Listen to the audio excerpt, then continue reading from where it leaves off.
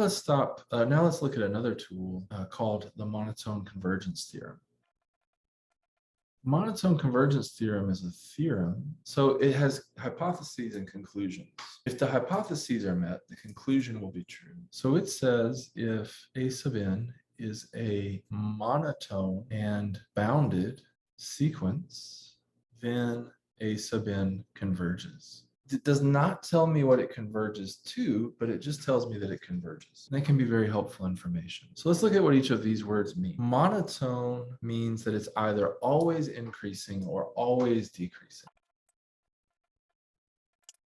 So an example would be something like A sub n is equal to 1 over 7 to the n. This is always decreasing, so it is monotone. An example of something that is not monotone would be B sub n is equal to n minus, B sub n is equal to 3n minus n squared. So in this case, B sub 0 is equal to 0, B sub 1 is equal to 2, and B sub 2 is equal to negative 3. So this sequence first increases and then it decreases. Because it does both, it's not monotone.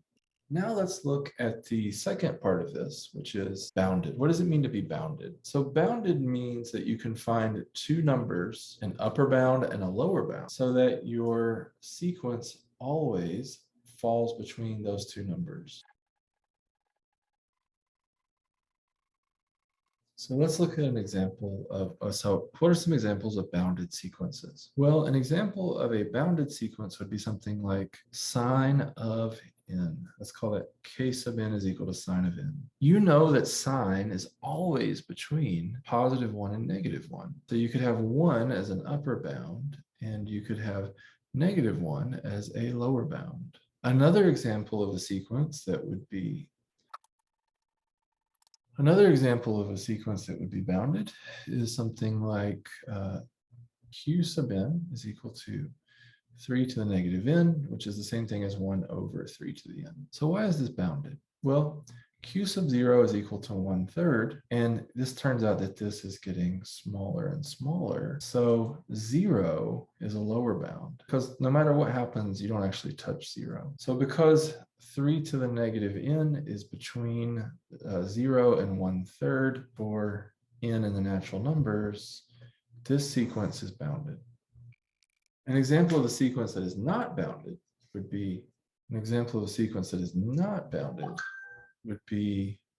r sub n is equal to n squared plus 4n. So this has a lower bound, which is at r sub 0 is equal to 0. It just keeps getting bigger and bigger. So it has a lower bound, but it does not have an upper bound.